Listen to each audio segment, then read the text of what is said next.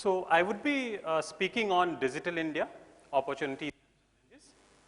And when I say Digital India, my references to Digital India would largely be restricted and limited to the Digital India initiative that was launched in July 2015. It is often said that Indian IT professionals have been solving problems of the West for a very, very long time. What India is doing now is that developed countries have done 30 years back. So we are a bit delayed, but we had made a good start in the form of a very holistic Digital India initiative, which talks about all important aspects, whether it is the digital infrastructure, whether it is delivery of services, the government services that are delivered to citizens, or to empower common people to make use of the digital services, the government to citizen interactions that makes it possible. It is not, true to say that Digital India initiative is the first of its kind. In fact, we had a small initiative. The beginning goes to 2006, when there was a national e-governance plan launched. But largely what happened in 2006 with the national e-governance plan is that the major focus was on creation of information systems. Many of us may recall in 2005 and 6, we got things like IRCTC, where we could go and book our tickets online. This was followed by many other portals which allowed to have land records being digitized. There was a time where everybody, in order to get a domicile certificate or something, you have to go to a particular office, and then you have to go through the typical bureaucracy and get your certificates after payment of some particular fee. What started in 2006 actually was a small beginning, and it resulted into creation of information systems which could at least offer these kind of platforms where a common citizen can go, log in, and at least request for some services. But the challenge was, when this started in 2006, it was largely a one-way traffic. So most of the focus was largely on creation of digital service delivery mechanism. So what government departments, public sector undertakings, what they were doing is essentially creating a portal, creating a website, where a person can go and request for a particular service.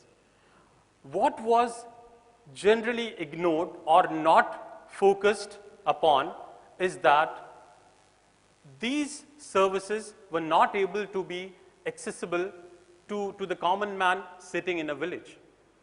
So there was relatively less focus on the digital infrastructure development, which is, I would say, a prerequisite for these kind of services. This digital infrastructure development is a major focus of the Digital India initiative that was launched in 2015. Other than the digital infrastructure to be in place, what else is required is that we will have to empower our citizens to be able to use these services. So this was the larger view with which Digital India initiative was launched in 2015 July, and there was a very clear vision. The vision was to empower common citizens to develop a digitally empowered society. And so the focus on Digital India initiative, there were three main objectives and three main components were there.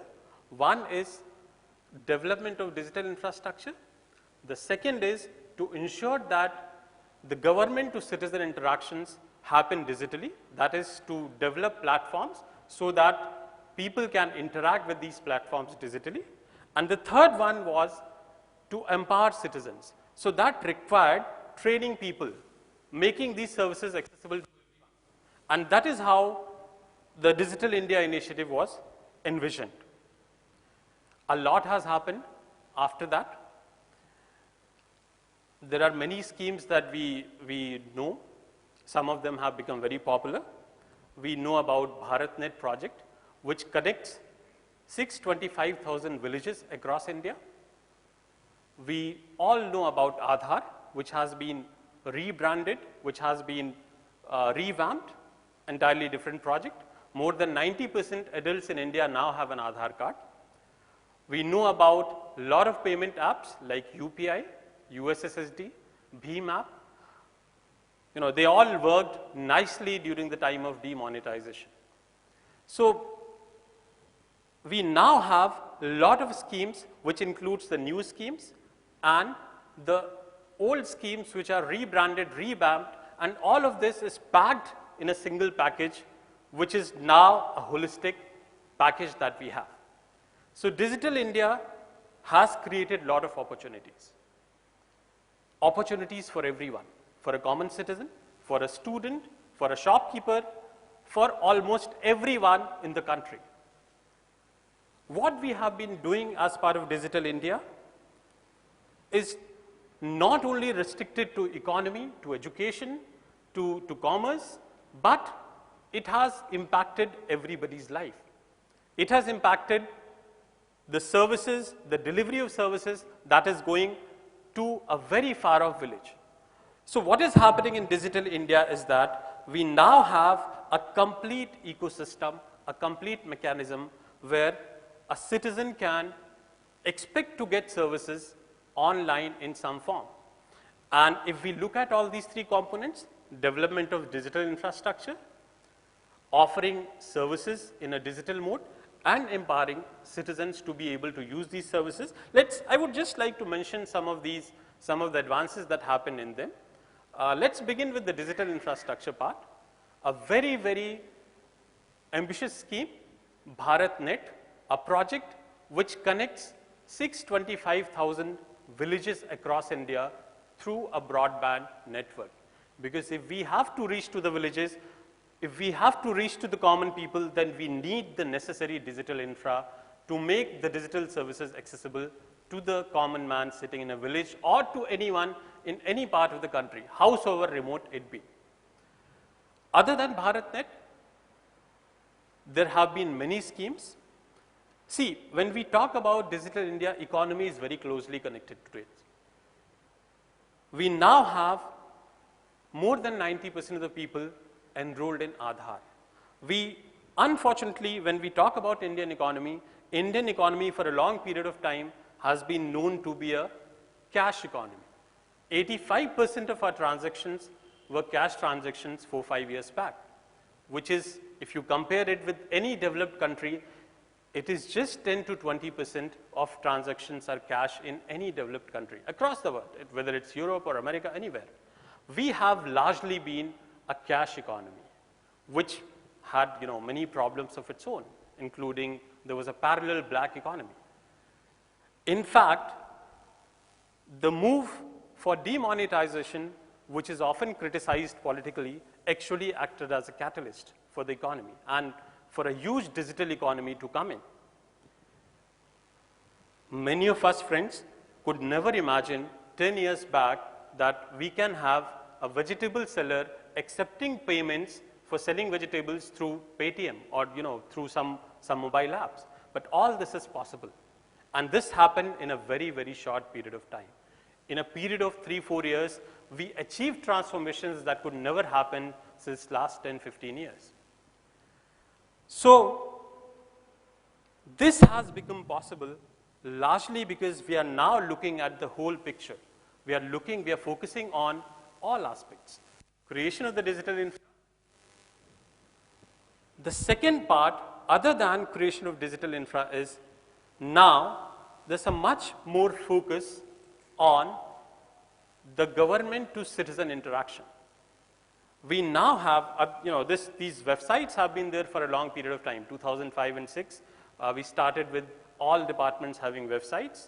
Now what we have is almost all ministry sites, all PSU sites, they all have some grievance redressal portal. We now have RTI, online RTI mechanism. It is the first time that most of the government departments and public sector undertakings, they are actually reaching out to the common man.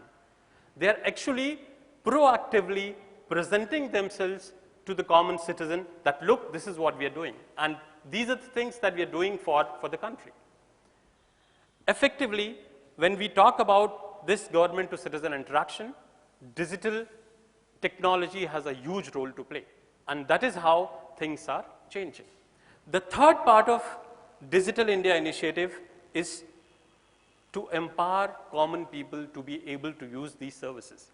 So this is something which is called digital empowerment. And when we talk about this digital education, digital literacy, digital empowerment, there has been a lot of focus in the Digital India initiative on this aspect as well. And we may be aware of schemes like Disha, which is Digital Saksharta Abhiyan. There has been a tremendous effort on financial literacy, particularly the digital financial literacy, in form of Vittiya Saksharta Abhiyan. There has been efforts on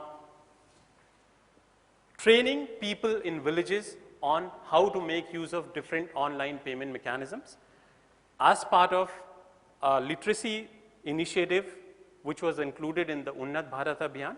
So it was for the first time there was a focus on creation of this entire ecosystem of training people how to make use of these services. Because unless you have people who are empowered to use the services, none of the efforts are going to work. So what we now have is a complete holistic mechanism in form of a Digital India initiative, where we have the government is reaching to the citizens digitally, and at the same time we are making sure in form of creation of the digital infra that everybody has access. We live in India where internet penetration as of now is only 36% compared to 90% in any country in Europe. So just imagine, we are very fortunate one. Just imagine, 36 out of 100 people have access to internet. Well, a large number of population does not have access to internet. But just go back 4 years. And if you look at the figure in 2014, 12 out of 100 people had access to internet.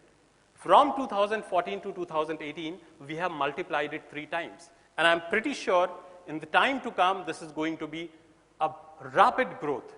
Most of the people should be able to have access of internet. Because if you do not have access to internet in today's world, you're as good as an illiterate person. So access is a huge thing. If you have access, this access could be through a computer system, this could be through a mobile internet, but we need to have access. Unless you have access, you cannot use any of the services.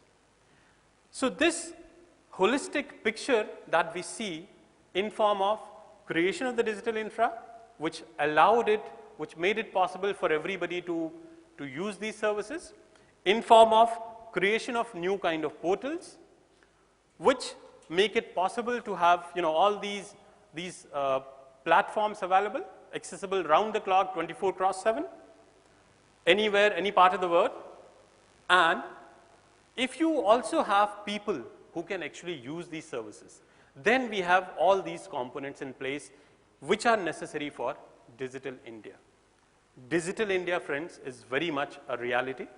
It's happening, and it's going to get a lot of momentum in the time to come. Any discussion on Digital India would be incomplete if we do not talk about the digital economy, which is very, very closely tied up with Digital India initiative. In fact, there's a lot that has been talked about Digital India and digital economy. In fact, November 2016, when we saw demonetization, there was a large hue and cry, things are going to be very, very problematic. And in fact, there were problems. But this was also indirectly a huge boost for digital economy. We now have very small vendors accepting payments through online means. You have to, if you have to finish the parallel black economy, digital economy is the only aspect that can really help. Other than this, when we talk about digital economy, we have a lot of problems, in fact. In India, 47% of population is unbanked. We have 4 out of 5 villages do not have a bank. 1 out of 5,000 people have credit card. 5 out of 1,000 people have a debit card. So the figures are not very much in our favor, but things are changing.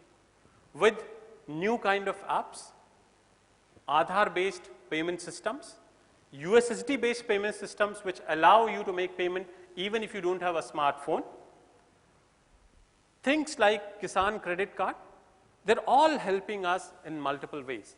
So digital economy has gained momentum through all these technologies which have been tried, which have been developed largely indigenously. Other than digital economy, there are a lot of students here. I'm pretty sure students have benefited from Digital India a lot. We now have most of the universities connected through Wi-Fi. So we have Wi-Fi campuses. We can be in any part of the campus. And I just cannot imagine that there could be a student who can do studies without internet nowadays. In fact, I know about a lot of students who only study on internet. So all the material that you study, nobody buys books. So everybody has, some either pirated books or whatever, but everybody is reading online material. And fortunately, there are a lot of wonderful online courses that students are currently using. We have now platforms like edX, Coursera, which allow you to take a course which may not be offered in your university. All this is possible because we now have the bandwidth, we now have access, and we now also have the flexibility. What recently MHRD has done, they have created an entirely new portal called Swayam, and Swayam is basically trying to institutionalize this entire massive online open course ecosystem. What has happened in this massive online open course system is that we now have regulations for Indian universities. So students studying in Indian universities and colleges, they have freedom to choose courses. 20% of the credits you can earn out of courses that you take from any of these platforms. Initially, we are doing it only for Swayam, but I'm sure this could be done for other platforms like Coursera and edX. Imagine students now have the freedom not to be bored by the same teacher like me every time. So you have the flexibility to take a course of any teacher in any part of the world, whether it's in India or abroad. This flexibility is there because we have the necessary ecosystem in place. Unless we have the bandwidth, the digital infra in place, this would be largely impossible. Digital India, in addition to being beneficial for students, it benefited everyone. I'm sure if we talk about any household, and that is quite practical because we all know e-commerce transactions have become 51% more in last 2 years.